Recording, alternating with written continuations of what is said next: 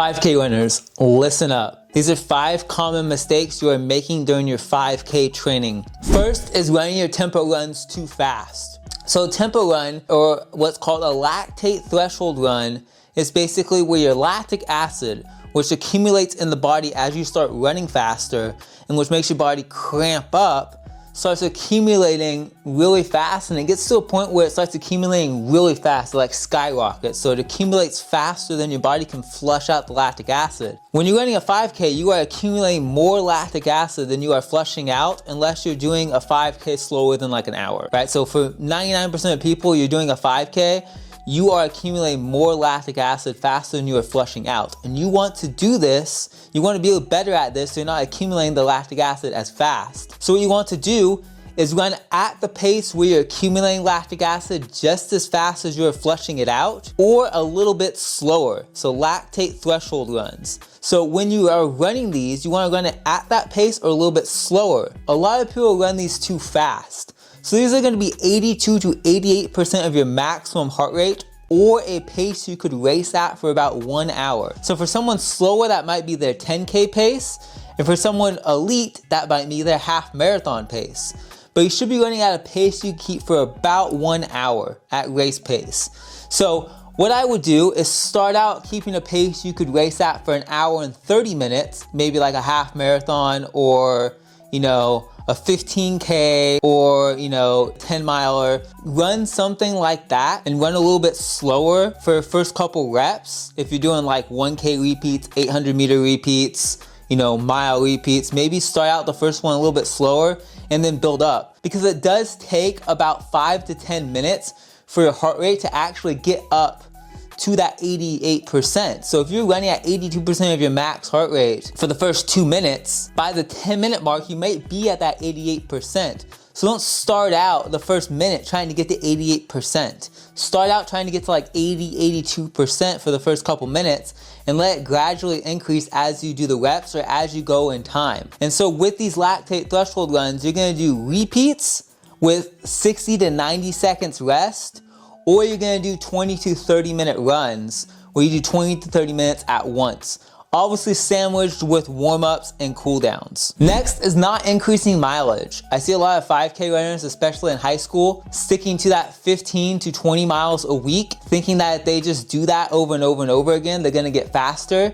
And you will for a period of time, but sooner or later you need to increase your mileage to 30, 40, 50, 60, 70 miles a week, so that you can get used to running these longer runs, and it makes it easier for you to run that 3.1 5K or 3 miles. Not adding in speed work is number 3, and this is a big one, because if you're not adding in any speed work, you're not working on your efficiency and your turnover, you're not gonna have a good kick, and you're not gonna be able to run a faster pace when you start trying to train more. So if you are running a 9-minute mile for your 5K, and you do some speed work at your mile pace, which let's say is a 7:30 mile, you get used to running at a 7:30 mile for like 400 meter repeats, your body's gonna get used to that turnover, so that you can start running an 8:30 mile or an 8:15 mile for that 5K, and then finally, sooner or later, run it down to that 7:30 and increase your mile time as well, but run down to that 7:30 mile for that 5K, right? So pushing yourself to run faster.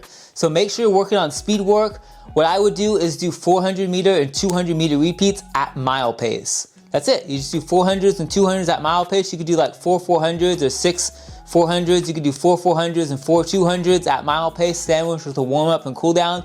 And that's a great speed session. Next is not doing your long run. So if you're not doing a long run during the week, which should be about 25% of your weekly mileage, should be your long run. So if you're doing 40 miles a week, you should be doing a 10-mile long run. Go for a 10-mile long run. Do a long run. Run for that long period of time, because that's gonna build lots of heart muscle, and you're gonna really work on that zone 2. And this is gonna help you be able to have endurance during your runs, because if you go run, let's say you run 3 miles a day every single day, right? And you run even twice a day, but 3 miles a day. And you run 3 miles every single time. You're gonna be used to running 3 miles, and that 3 miles you go race at, you're gonna have to do a warm up and cool down. So you're gonna be running 3 miles, it's gonna feel like 3 miles. But if you go do a 10-mile long run, or a 7-mile long run, or a 6-mile long run, then your body is gonna be used to running that 6, 7, 8, 10, 12-mile long run, and then your body's it's gonna be easier to run that 30 miles. So make sure you're getting in a long run every single week. If you're a high school runner, do this on the weekends. Go out with your friends and go for a long run on Saturday and then take Sunday off. You should be pushing yourself 25% of your weekly mileage. So whatever your weekly mileage is, normally, take 25% of that and that's your long run. And then once you build up your mileage, you increase your long run and you keep increasing it as you go up. If you wanna start out a little bit smaller, start out at 15% of your weekly mileage if you have not been doing long runs, and then build up to 20% and then up to 25% of your weekly mileage as your long run. Last thing is you're doing too many hard sessions. So 80% of your training should be zone 2 or easy running. It should be easy paced running, and this counts as warm-ups and cool downs, but it should be mainly easy paced running. So when you're training hard, you should be doing 2 sessions per week, like a tempo run slash VO2 max run, and some speed work. So you could do a day where you go do some tempo work and then some speed work after, or you do some speed work before and then go do some tempo work, and then have a day where you do a VO2 max session. And then next week you do 2 tempo runs, and then you come back and do a VO2 max session. And sometimes you might have 3 sessions during the week if you really need to fit some stuff in, but that's the most you'll ever do. You should be doing 80% of your training at zone 2, easy running. And this counts as your long run as well. This should be zone 2. So go slow, go easy. Don't worry about training super hard all the time. I thought when I first started that every session had to be hard and you had to push yourself every session. You need to give your body rest and recover, and you need to build that heart muscle and that endurance to run long periods of time and have your heart be able to pump blood and pump oxygen and nutrients to the body for long periods of time, because the longer it's used to doing that, the more efficient it's going to be at doing those things. So hopefully you guys enjoyed this video. If you guys did, please click that subscribe button and check out this video over here because YouTube thinks you're going to like it.